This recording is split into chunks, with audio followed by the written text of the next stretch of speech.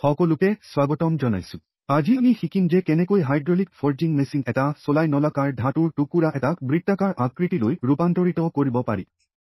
প্ৰথমে hydraulic forging মেচিনৰ মূল উপাদানসমূহৰ সৈতে পৰিচিত হওঁ আহক। নিয়ন্ত্ৰণ পেনেলত শক্তি চুইচ, চাপ নিয়ন্ত্ৰণ আৰু জৰুৰীকালীন বন্ধ বুটাম অন্তৰ্ভুক্ত কৰা হৈছে। জাল কৰাৰ আগতে ধাতু গৰম কৰিবলৈ ব্যৱহাৰ কৰা গৰম কৰা চিলা। গৰম আৰু ধ্বংসাৱশেষৰ পৰা নিজকে ৰক্ষা কৰিবলৈ সদায় নিৰাপত্তাৰক্ষী চশমা, তাপ প্ৰতিৰোধী গ্লভছ আৰু এপ্ৰন পিন্ধিব লাগে।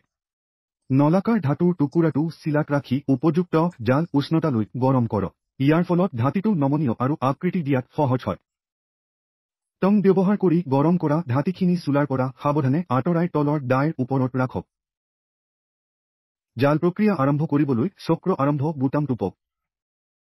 হাইড্ৰলিক প্ৰেছটো নামি আহিব, চাপ প্ৰয়োগ কৰি ধাতুটোক বৃত্তৰ দৰে আকৃতি দিব। ধাতুটো দাইৰ আকৃতিৰ লগত খাপ খোৱালৈকে প্ৰেছে অবিৰত চাপ প্ৰয়োগ কৰিব। ইয়াৰ বাবে হয়তো কেইমুহূৰ্ত সময় লাগিব। চক্ৰটো সম্পূৰ্ণ হ'লে প্ৰেছটো স্বয়ংক্ৰিয়ভাৱে পিছুৱাই যাব।